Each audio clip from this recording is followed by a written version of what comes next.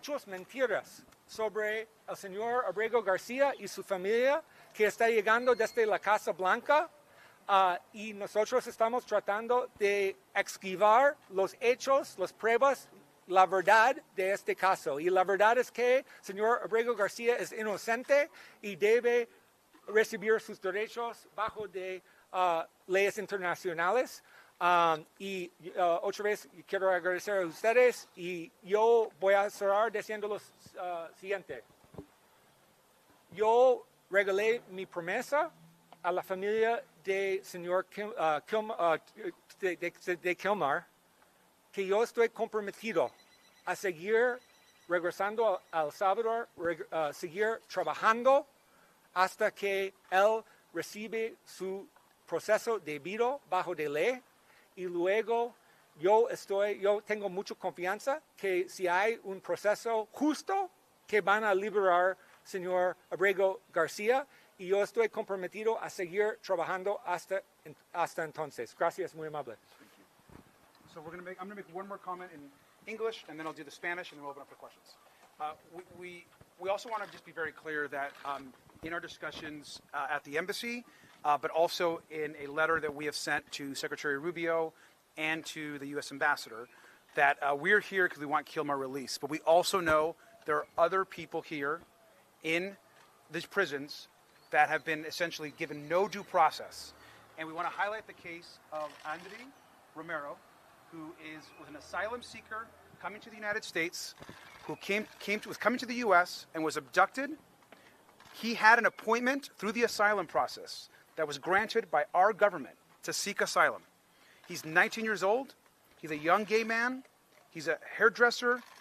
His family is incredibly worried. We know that he has had no gang affiliations that anyone is aware of or that they've presented in a court of law. And we have not heard from him since the abduction actually happened now weeks ago.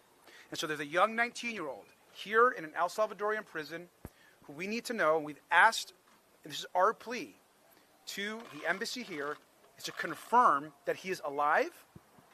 We've asked to see him, that he's alive, or that at a minimum his attorneys can do a welfare check on his whereabouts. And that is the case of Ander Romero, very important for us in the United States and hopefully here as well.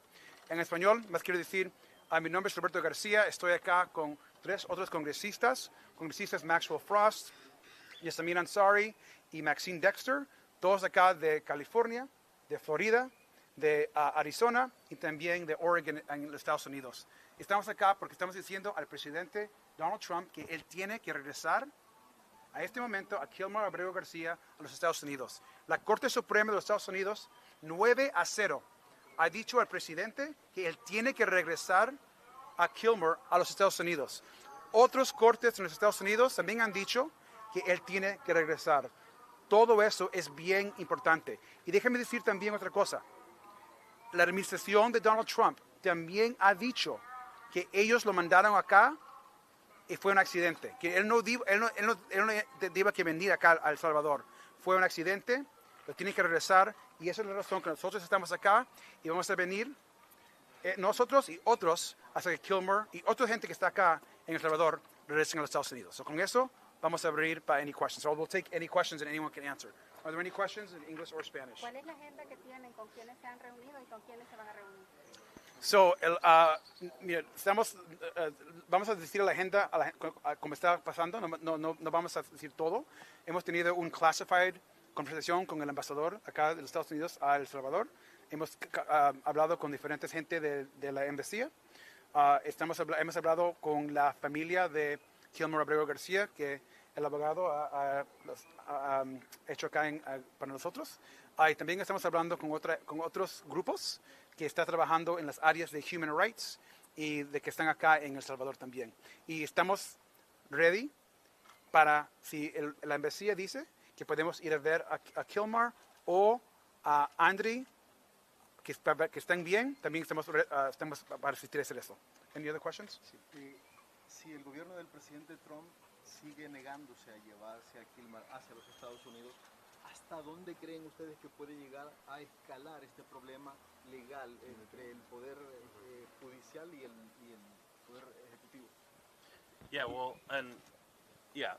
What I would say about this is they're appealing this decision. It's going to go back up to the Supreme Court once again, and but part of this is the courts, but part of it is the people, and it's the whole reason we're here. Is the people have to continue to ensure that his story is in the news, that we don't forget about this. Part of what the Trump administration does is they do so much that they try to make sure people forget about them breaking the law, forget about them completely ignoring the Supreme Court. And that's part of the reason we're here today. First and foremost, we want him home. Secondly, we want to see him, know he's alive and know that he's well. But also, we want to make sure that this story doesn't go away. There's going to be an end to this story, and the end we want is him home going through due process. The book is not closed on this, and the book is not closed on our Constitution and our laws, no matter what Donald Trump says. And so that's part of the reason we're here. The other thing I want to say, too, that I think is important to mention is we formally requested to see him today. And we were told at our meeting that the government here has denied our request to see him because this is not an official trip, something that both Robert Garcia and I requested from Chairman Comer of the committee that we sit on, which is the Oversight Committee of the federal government. And so, again, we're going to continue to do this no matter what. And like I said before, we're not going to be the last members of Congress and senators that are here to make sure that he's released and that our country is following our laws. Have you had any other contact with the Salvadoran government? We saw President Bukele trolling, essentially, Senator Van Hollen. What comments or interaction have you had with the government? We have some additional meetings this afternoon, which we're not going to get into at this moment. What I will say is that I think we've been very clear that the United States Supreme Court is demanding that the Trump administration work to bring back Ábrego García. We know that our president has a strong relationship with the president of El Salvador and certainly our allies. And we have no doubt that if Donald Trump wants Ábrego García back in the United States, that Ábrego García would right now be back in the United States. This is on Donald Trump. Our president needs to bring and follow the orders of the Supreme Court. I don't know if anybody else wants to add to that. Thousands of Venezuelan migrants who were deported from the U.S. as well. Bloomberg reported that 90% of them didn't have a criminal record in the U.S. I hear a lot of talk about Kilmar. What have you been doing so far for these other Venezuelan migrants? I'll say that is also why we're here and the reason why we think this situation is so urgent, because it isn't just about Kilmar. It is the fact that our government is relentlessly going after any immigrant that's trying to come to the United States or is in the United States without any regard for due process. So while Kilmar's case has been highlighted and we want to see him free, as my colleague said, we want to see Ander Romero free. We want to see those Venezuelans. If they have not been convicted of a crime, they should not be in prison here. So this is about all of it. This is about due process for everyone, and it is just completely egregious that the United States government had these legal processes set up, like the CBP One app. People trusted us